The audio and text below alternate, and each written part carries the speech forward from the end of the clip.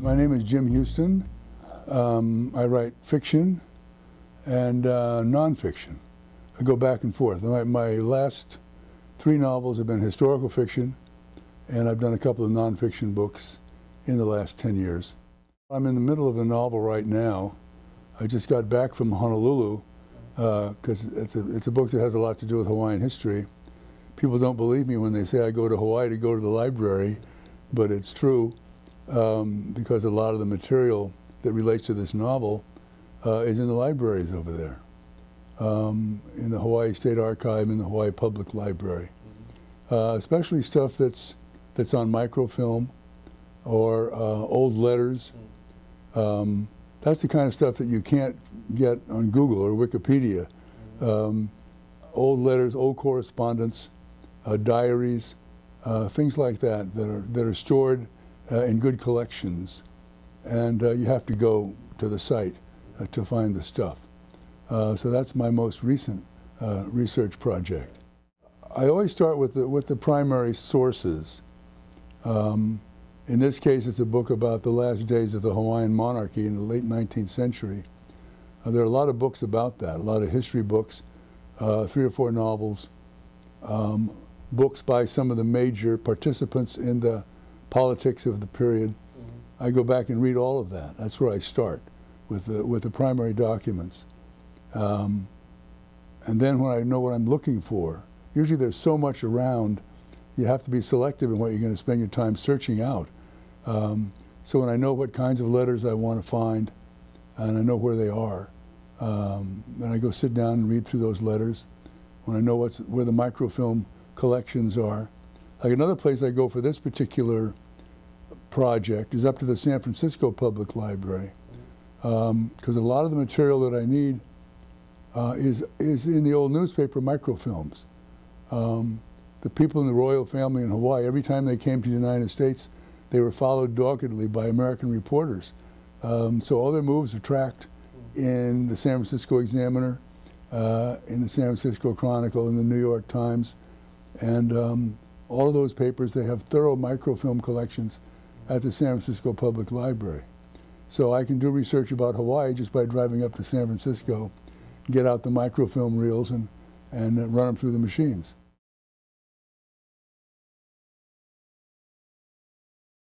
First of all, to find out what the principal players have said or written about in a historical period, and then to read the best known commentaries about that period to find out what other writers have said and what other writers have concluded about a certain experience.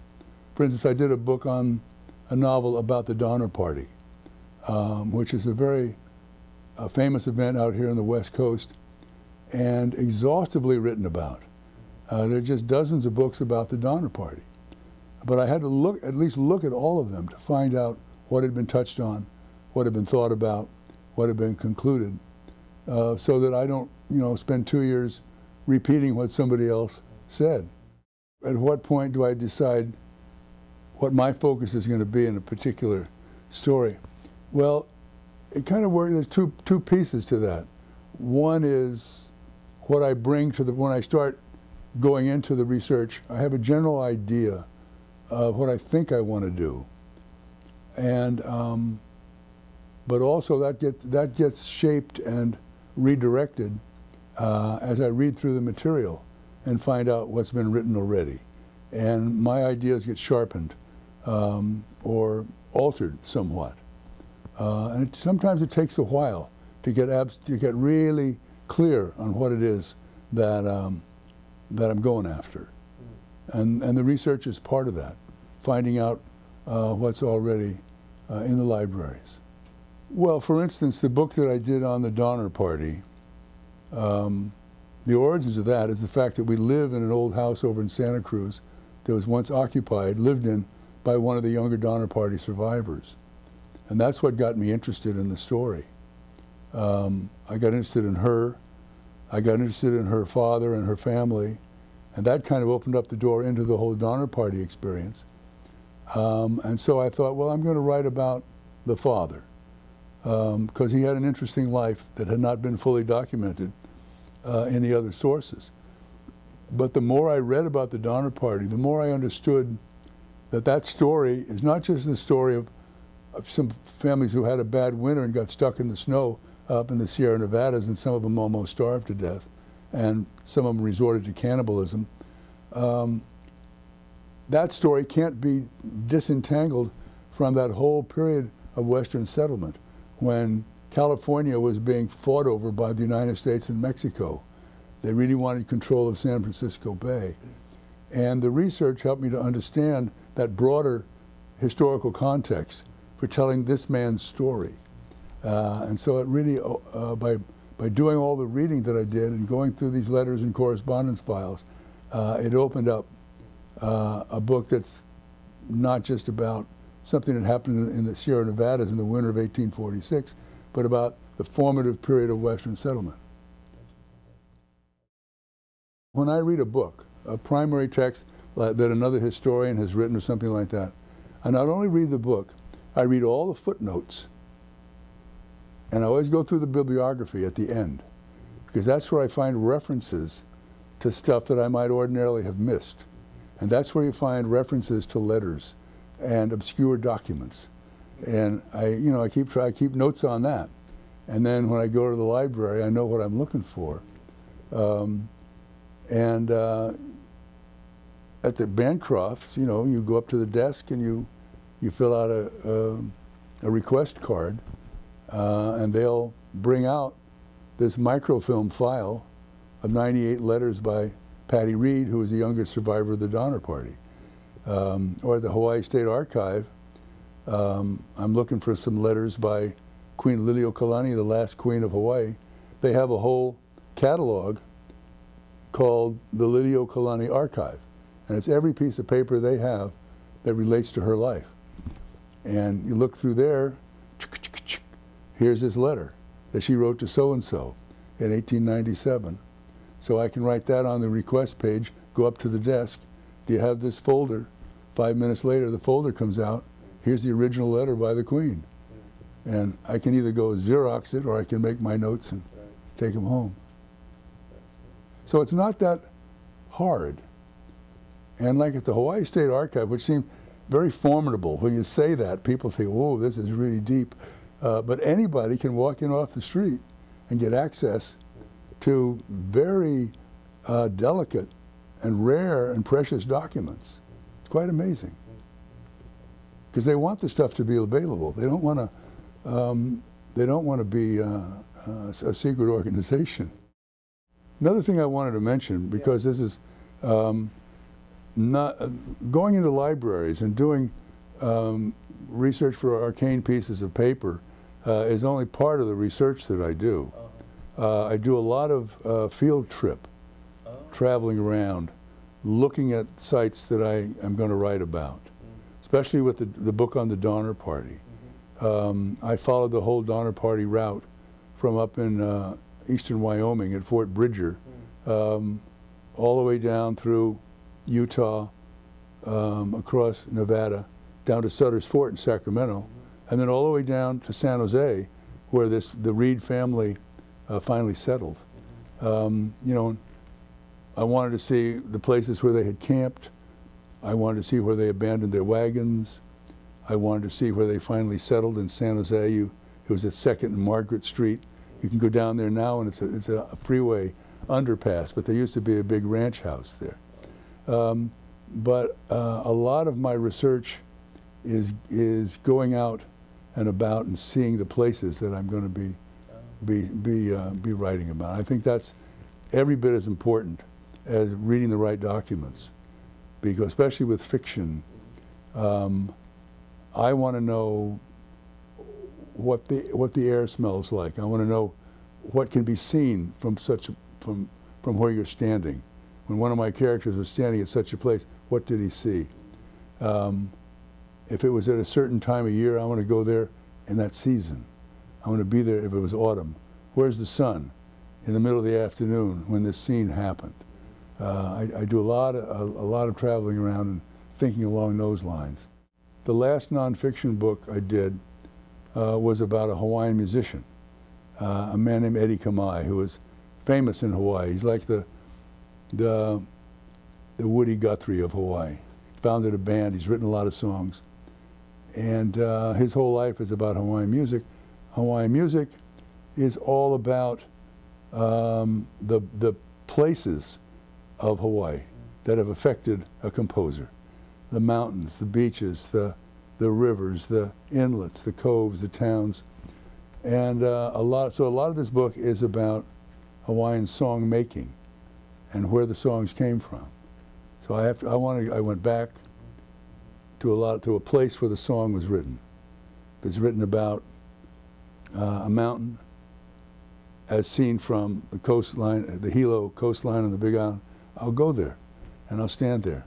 I'll look at that mountain. Why did he write the song about this place? You know, things like that. It's a nonfiction book, but to understand the poetry of the music, you got to go to some of the places where the songs were written. That's just one example.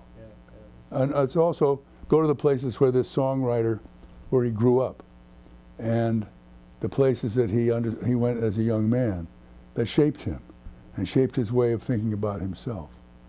I'm a great believer in the relationship between human life and the places that we inhabit and how the places bear upon our lives. So if you're writing, when I'm writing about a person, whether in fiction or nonfiction, I'm going to go to the places that are important to that person and think about, you know, what that dialogue that goes on between a human being and the habitat. Librarians are very helpful, and they want to be helpful. They want to be helpful if you tell them what you're looking for, because they take pride in knowing what they have in their collections. And sometimes take pride in what they have in their collections, you know, something that's rare and kind of distinguishes their library from some other library. Yeah, librarians are a great resource. The internet just generally is an extraordinary resource. Oh, yeah, maybe talk about that. In fact, it used to be when I was working on a novel or nonfiction, I would be going to the public library at least once a week. One of the things I work a lot with in fiction is song lyrics. I like to include song lyrics. And I always wanted, I know the lyrics of, I don't know, thousands of songs, but I always want to get them right and make sure I know who the composer was and what year it was published. And it used to be you could only find that at the public library. You'd have to go into these big catalogs. Now, pick a song, you know. I Get a Kick Out of You, Cole Porter. All you have to do is click in, I Get a Kick Out of You. 2 seconds, the lyrics, 10 different versions of the lyrics are on the screen. I don't go to the public library downtown in Santa Cruz anymore. So much is online. It's really a great blessing for just finding small bits of information.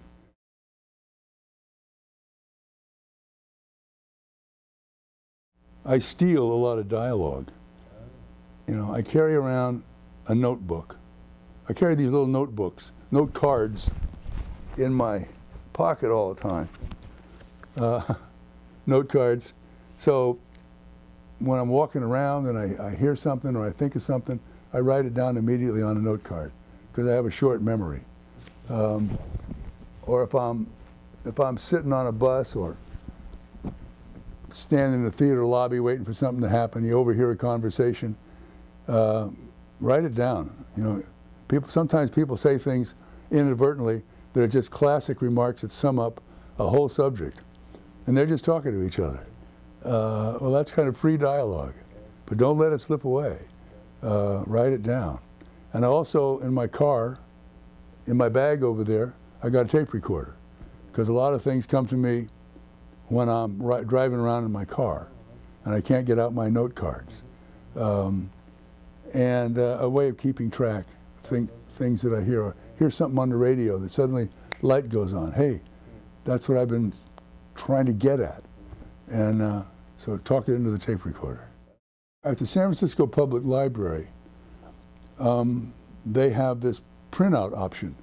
You're running a reel of microfilm, you find the issue of the newspaper you want, you find the story you want, you crank up the, there's a dial where you can magnify the print, and then you can put some money in the print machine and you can print an article from the 1888 June 5th edition of the New York Times, and it'll print and you can take it home and read it.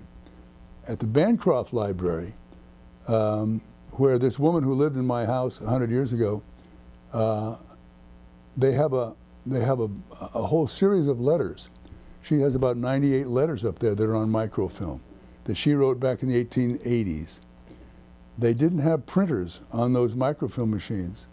So I took my tape recorder into the Bancroft Library and made sure I was off in a corner where I wouldn't disturb anybody else who was running something on another microfilm. I'd find the letter that I wanted, and I'd just very quietly read it into my tape recorder. And then I would go home and I'd transcribe it myself. When I was at the State Archive Library in Honolulu, I'd find a letter that I wanted to keep, and I have the actual letter, say, written by the last king of Hawaii in his own hand. I can just take it over to the Xerox machine, 15 cents, get a copy that I can take home here and have in my own file. And the other way I keep track of things, if I'm reading a book, or if I'm reading something that's too bulky or cumbersome to copy, I'll have my notebook with me. I'll make notes that I want to keep, bring those home, and I keep a track of information on 3x5 cards. So I'll have a heading on the card that tells me what project it relates to, and if I have an outline that I'm working with, where this bit of information fits into my outline, and I'll type that out on my 3x5 card and put it in my little stack. And a lot of people do that kind of record keeping online now. They have their own electronic file. I've just been doing this so long this way that it's handier. And I find that as I move from one project to the next project, a lot of times something on one 3x5 card, I didn't use it in this project, but I'm going to use it in the next project. I just lift it out of this little stack of cards and stick it over here. It's easy for me to keep track of things that way. I'll start with the source, where it comes from, and page numbers. Because, you think you're going to remember that stuff for the rest of your life. I can remember it for about a day. So I always put the author, the title, the page numbers. I'll enter the quoted material that I want. And I'll usually make a comment, what I think about it, what else I need to look for to follow that up, how it fits into the project that I'm working on, or something else I might need to go look for to supplement what I just discovered. So it's both. I also keep an ongoing kind of journal of daily or periodic thinking about the project. That's on, I type everything, but it's on a 8x10 piece of typing paper, and that's another kind of record keeping for my own bearing witness to what I'm working on. It's not so much research, but it's tracking my own thinking as I move along. Usually my intentions get clear before I finish all the research I think I need to do. So I'll start writing, and I'll continue to read, and I'll continue. Like, I have 100 pages written on this novel, but I just spent 2 weeks in Honolulu, doing some final pieces of research that I hadn't got around to my last trip over there. So I knew what I was looking for, and I was filling in little pieces in the storyline.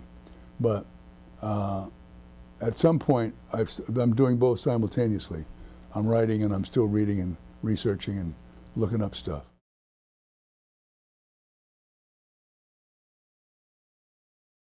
I've always enjoyed libraries. I like being in a library. It started when I was a kid. When I was growing up, there was no TV, there was no internet, there was no Google, there was no Wikipedia, there was none of that stuff, and I always loved to read. And library was a very comforting, welcoming place where I grew up in the Sunset District of San Francisco. And I won a little contest in the neighborhood when I was about 9 years old. I think I read 40 books in one summer. So I got a little certificate. But I've always liked to be in libraries. I've always liked to look things up. And I just, I don't know, that in itself is a rewarding experience. And I don't know why it should be. But that's been true for most of my life. Although, as I mentioned earlier, when I got into graduate school at Stanford, I did not think of myself as a scholarly person. Even though I'm going for a master's degree in literature, I don't want to do anything that, in my own eyes, looks scholarly. So I went out of my way not to keep notes, not to take a course called Bibliography and Records, which teaches you how to keep track of everything. And somehow keeping a systematic record of what I was reading or researching looked scholarly. And somewhere, and I always thought of myself as a working writer, although I wasn't publishing anything. But somehow I had in my mind that being systematic was different from being creative. A creative person was sort of scattered and disorganized and worked on impulse and inspiration, which of course is true. But it's extremely valuable to be systematic about what you're working with and what you're studying, so you have a record, you know, of what you're reading. So, from my point of view, when I'm in the middle of a creative project, if I know how to put my hands on the information I've gathered, I save myself a lot of time.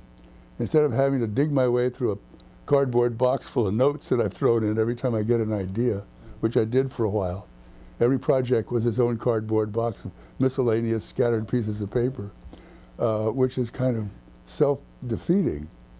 And funny, one day the light went on. Hey, if I keep track of this stuff and get organized, I can be more productive and no less creative. So then, you know, and I had that idea in my head, even though I've been going to libraries all my life. And I still like to go to libraries and look up, especially look up material that I don't think other people have gone in search of for quite some time. I derive a lot of pleasure from that. For me, one of the hazards of research is it becomes a pleasure in itself, and I can get carried away. I can get carried away with what my friend Oakley used to call research rapture, and keep putting off the writing because I'm on some track that's really fascinating to follow and think more about, and that's something to be wary of. Is that the research takes over and becomes a thing in itself, and you never get back to the task at hand. The part I don't like is a kind of two-edged sword. Is working with microfilm, because that's where you find just terrific stuff. But it's such a pain, you know, feeding the film into the machine, and a lot of times it doesn't hook up right, and the film flaps around, and got so many buttons on there and bringing thing in focus, and it's very tedious, that part of it. And like if you're looking for something from the New York Times, I was looking for some stuff last week. I knew it was somewhere in September or October in 1895. That means I got to look through every issue of this newspaper for September and October. And that's very time-consuming and tedious. I found what I was looking for, and it was worth the trip. But that kind of stuff, a lot of people don't have the patience for that. So, you know, that's one of the downsides.